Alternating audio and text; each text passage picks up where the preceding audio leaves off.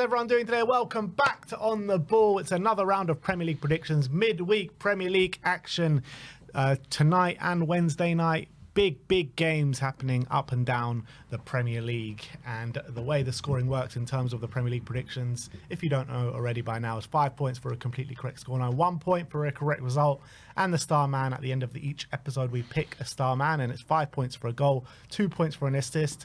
And once you pick that man, you cannot pick them again for the rest of the season. The scores on the doors, 247 to 259. Sim keeps creeping up and then dropping back down, but let's see what happens this week. Starting off at the Amex, an interesting game, Brighton against Bournemouth, and we've gone for the exact same scoreline, 2-2. What do you reckon? Yeah, I think it's two conflicting styles. I think Brighton and Bournemouth always have quite entertaining games when they come up against each other. Bournemouth, I think, usually get the better of these games, but obviously Bournemouth last game have lost Zabriani to a red card off the back of this. They got Senesi also been a long-term injury. Evan Nilsson apparently is nearly back, but he's not going to quite make it for this game. And I feel like Brighton are in a bit of better momentum, and they obviously off the back of a really good win against Chelsea and then beating Southampton 4-0. So I think it's going to be an entertaining game. I think Bournemouth's swashbuckling style will be enough to unsettle Brighton, but I think Bournemouth's as well, absentees at the back will leave Brighton opportunities to exploit them. So I've gone for a 2-2 draw.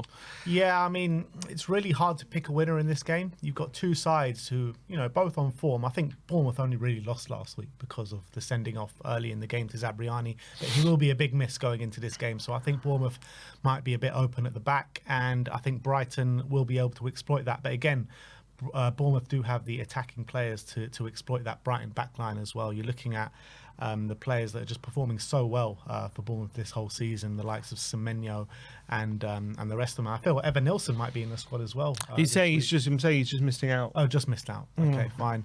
But anyway, it'll be an entertaining game of football, but we've both gone for a high-scoring draw in 2-2. Next up is Crystal Palace against Aston Villa. Sim's gone for 2-0 to Palace. I've gone for 1-1 here in this game. I'm looking at Aston Villa, and they'll be disappointed where they are on the league table right now. 9th, I think they are, and I think going away to Crystal Palace is never an easy game, but I feel like Crystal Palace seem to be playing a lot better away from home than they are at Selhurst at the moment. They have quite a few disappointing results. But I feel this Villa side will go there and nick a draw. I think Palace will might do... Maybe not actually, because I'm actually looking at Villa with Asensio and Rashford. I think they've both got points to prove, and they've both started life at Villa really well. So I think Aston Villa are actually going to do the more running and asking more of the questions, with Crystal Palace trying to hit Villa on the counter. Yeah, I think Villa do tend to struggle when there's games in quick succession. I know it's right. Palace have been struggling at home, and actually Glasner was talking about that in his press conference, saying away from home, I think we don't feel the pressure we have to win in a way, and that kind of makes us perform better, whereas at home we don't concentrate on the performance, we concentrate too much on trying to win the game all the time, and that kind of gets into the players' heads too much, and he feels like that's a detriment to their performance. Maybe they can sort that issue out. I think tactically, the way Villa set up, I do think Mateta's going to cause them all sorts of trouble, and I think as well Villa, I thought, obviously played well against Chelsea in the second half and ended up overturning a deficit, but I still think that when they played two games in quick succession, they can struggle a bit. So I think going to Selhurst Park, they're going to come unstuck with Palace's 3 at the back as well. Eze, I thought back in the squad last game was brilliant, and I can see him turning on the style here. So I've gone for a 2-0 win to Palace. How mad is it though that Crystal Palace, because we always associate with Palace with being a really strong home team, right? They've only won 2 home games all season against Tottenham and against Southampton, which is mad for me to think about. They seem to just play with the pressure off a bit away from home. I'm not sure why. Maybe I think that can turn. We know they're a good team, kind of at Selhurst Park. They can be. I think the ultras are becoming a detriment. Maybe that's what Glasner's saying. And also, I was looking at Villa as well the other day. How mad is it to think they've conceded 3 more goals than Tottenham this season? Yeah. And also that Vicario has more clean sheets than Emi Martinez. That is mad. That's mad. And also, the narrative around Spurs and Newcastle, where Spurs were so open. And Villa have, quite a tight defence. And last season, it was very similar in terms of the goals conceded, wasn't it? Yeah. Let's move on to Molineux. Wolves against Fulham. Sim's gone for 2-1 to Wolves here. Yeah, I think Wolves are going to start to pull away from this relegation scrap, and Cunha's in unbelievable form. I'm really liking how they've been playing the last few games. Really unlucky at Anfield, really good win at Bournemouth, and a brilliant win at home to Villa as well. And I think with Fulham coming to town, I know Fulham always is a strong opposition. You can never really... you never really know what you're going to get sometimes with Fulham. Sometimes they really turn up. But I think in these kind of games against lower teams, sometimes they really struggle to break them down. And I think Wolves, I think Matthias Cunha is going to be on form here. So I've gone for a 2-1 win to Wolves. Yeah, I'm looking at Fulham. Only 3 away losses all season, which is credit to Marco Silva and the way he sets up his team. And those games were Manchester United, Manchester City and West Ham. West Ham and Man City, both 3-2 tight games. And if you remember the Manchester United one earlier in the season, Fulham were fairly unlucky not to get something out of that as well, and a 1-0 defeat. So I'm looking at this, and I feel like they'll go to Molineux with high hopes, with full of confidence. Wolves, on the other hand, I feel like they'll be completely safe with the likes of Cunha and the rest of the really good players that they do have in the team. So I envisage a really open game of football, and I see quite a few goals in this, and I think Cunha definitely has the ability to hurt this Fulham backline. But I couldn't really pick a winner. I couldn't see either of these sides winning the game and taking all 3 points. So I've gone for 2-2. Chelsea against Southampton next. Sim's gone for 3-0 to Chelsea. I've gone for 3-1. Chelsea haven't been great of late. Obviously, Southampton rooted to the bottom of the league, could potentially get the lowest points tally the Premier League has ever seen. But I can't see anything but a convincing Chelsea win here. I can see Southampton hurting Chelsea in terms of the way they play and their attacking style of football, and they always seem to create chances, and I can see them getting at least a goal, but Chelsea are going to be way too strong. Yeah, I think this is perfect timing for Chelsea. They need this kind of game because they're on wretched form. They're not playing well at the moment. They just need a nice, easy home win to get them back on track. And I think Southampton are the perfect kind of opposition. I know Southampton do create some chances, but I've heard Fofana's potentially back in the squad tonight. That could be a big help for Chelsea, a big boost. I just see them having a comfortable home win and 3-0. It's mad as well when you're talking about the relegation guys this year in terms of the 3 teams that have come up in Southampton, Ipswich and Leicester. They've got a combined points tally of 63 or 64. I can't remember the exact figure, but it's in the 60s. And it's the lowest tally ever the Premier League has seen at this stage of the season. And they're on track to have the lowest points tally in terms of any promoted sides or any 3 teams in the relegation zone. They're nowhere near 60, are they? They're on. I can see. Sorry, they're on track to get that. Oh, sorry, they're right. On track to get that. And the only 3 teams that the 3 teams that they're beating is last season's 3 teams. Right. So last season and this year have been statistically the worst 3 teams in the relegation zone, and it's basically the first time in ages that it's been 3 teams that have gone up and gone down. Mm-hmm. So if that doesn't tell you the gap between the Championship to the Premier League is widening, I don't know what will. Yeah, the gulf is massive, and it's going to be interesting to see, what the new promoted teams, how they battle that, because they must be looking at thinking, it's becoming near impossible to stay up at this point over the past couple of years. Yeah. Brentford against Everton. This is a really interesting matchup. We've got opposing scorelines here. Sim's gone for 3-2 to Brentford. I've gone for 2-1 to Everton. And you know what? I can see both results. I can see the thinking of both of them. Yeah, but obviously Everton are on unbelievable form under David Moyes since he's come in. The last few games, they've really got some unbelievable results, even away from home. They beat Palace in their last away game, but against Man United were absolutely fantastic. They've really got this new energy about them. You can see they're absolutely flying out the blocks at the start of games. But I think Brentford, it's weird, their home form and away form's kind of flipped. They're now currently winning away games and losing at home, but I think in this game it might be a bit different. I think Everton, this might be a step too far going away to Brentford and getting 3 points. And I think Brentford, on the other hand, they're due a home win. And I think Wisser and Mbeumo will be looking at this Everton backline and thinking we can get some joy out of it. And I've just got a feeling they had a few of these results at the beginning. They've kind of dried up. I reckon this might be another one in a midweek game. So I'm going for a 3-2 win to Brentford. Yeah, I'm just backing the form team here at the moment with David Moyes riding a wave of confidence with Everton. Like you said, Brentford are getting shocking results consistently right now at home. I think 4 losses in their last 5 home games. And it would have hurt Everton the way the Manchester United game did finish last week. They deserved 3 points. They got sucker punched by Manchester United with a free kick and a really nice goal, and should have had that penalty right at the end as well, which would have given them the 3 points. And I think they'll respond here, get the 3 points. But I think it'll be a really tight game. So I've gone for 2-1 to Everton. Manchester United against Ipswich again. We've gone for opposing scorelines here. Sim's gone for 2-1 to Ipswich. I've gone for 2-1 to Man United. I don't think it's going to be all pretty, but I think that Manchester United are just going to shithouse their way to 3 points here at home to Ipswich. Yeah, I don't think they will. I think Ipswich have got a trick up their sleeve here. I think Ipswich are not a bad team, and whenever I've seen them play, they're always very much in games a lot of the time, especially against kind of the lower sides. And Man United, you have to say, are one of the lower sides at the moment. Man United are just so disorganised. They got such a lack of quality in the forward line.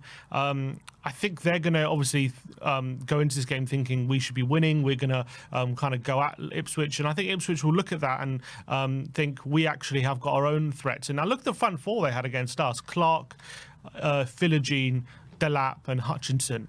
I think that can do a lot of damage against this United team, and I think they're going to go in there knowing that they have to start winning games sooner rather than later if they've got any chance of staying up. And I don't think they do have a chance, but I also think they're not going to be like Southampton where they lose every game. They will pick up some points along the way, and I think this might be a game they do it in. So I'm going for a 2-1 win to Ipswich at Old Trafford here. If Ipswich... And Kieran McKenna as well, former United coach. Maybe he'll feel some kind of way going there. Yeah, well, I guess he went and won at Tottenham as well, former Tottenham coach as well. But if Ipswich, if your prediction does come true and Ipswich win, that's 10 points between Ipswich and Manchester United at the end of it. Is that any sort of hope that Man United could get drawn into it?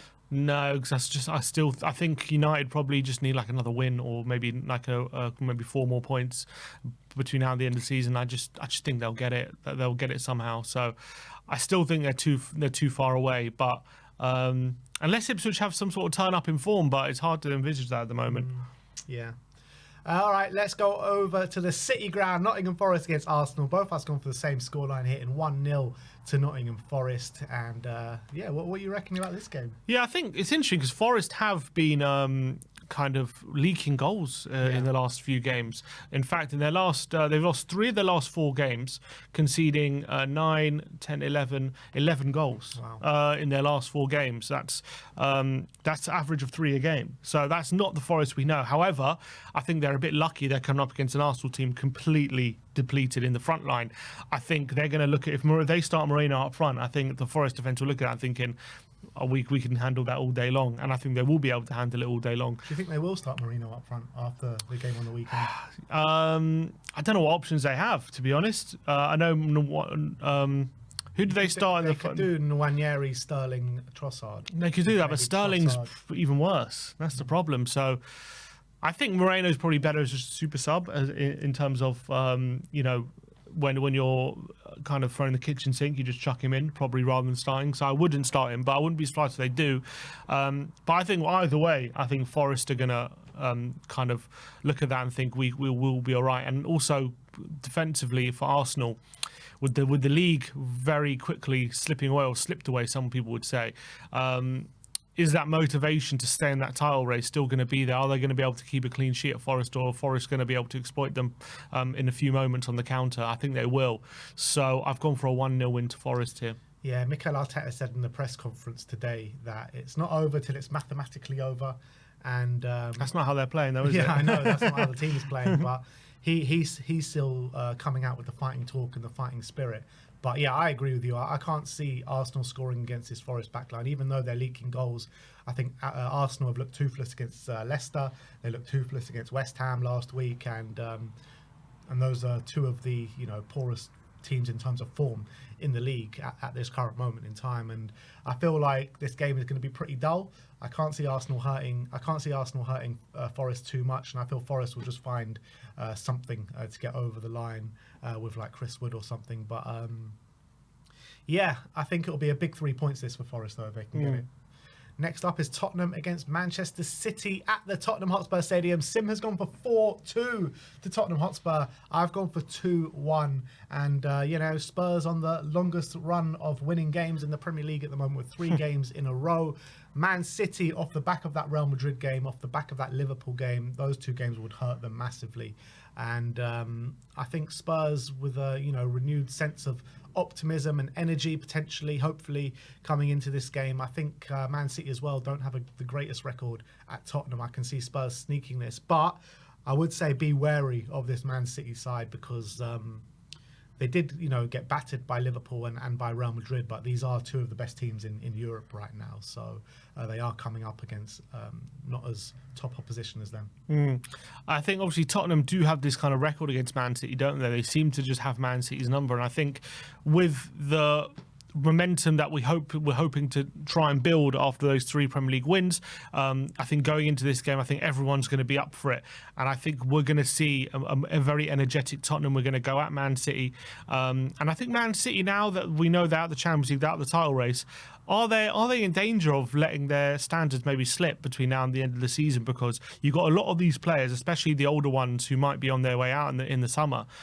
They've been obviously very used to being in title races at this point of the season, and now they don't have much to play for. So we're going to really see what they're not.